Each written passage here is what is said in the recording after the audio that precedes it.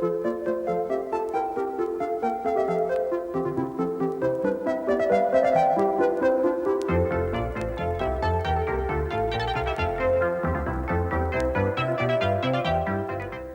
Leonard Cheshire came out of the hospital at Midhurst. He'd been cured of tuberculosis. Now he was back at work, and he wanted new premises. He found Amt Hill through the Historic Buildings Council, and on the borders of Leicestershire and Derbyshire, there was Staunton, still beautiful. But both were sadly neglected mansions. They were very dilapidated, and I think in a way they fitted my mood, my state.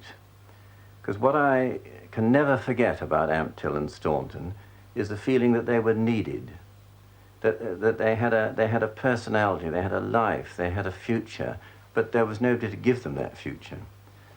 When I got to Staunton, I shall never forget it. To begin with, that distant view as you drive along the road, you look down and into this hollow, and there's this huge house nestling, surrounded with trees. That in itself was very evocative.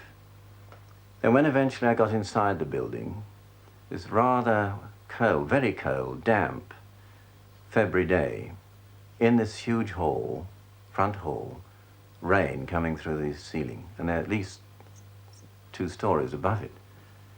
This feeling of it had had so much history, and its future was finished. And then there were these 3 people from the neighborhood who come to see who I was. I mean, they didn't know who on earth I was.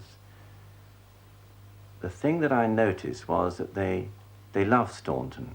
They felt that Staunton belonged to the district, and I could see that they were determined, if they possibly could, to give it a future. But everybody had been tried, the Archbishop of Canterbury, almost every charity and institution had been approached, and nobody could see any sense to it. And when I looked at Staunton, there's 55 bedrooms, although the work was far from complete, and I saw what had been done just by ordinary people in that short time, I felt, yes. To me, now all the overseas expansion is due to Staunton, and of course the homes that preceded it, but essentially Staunton.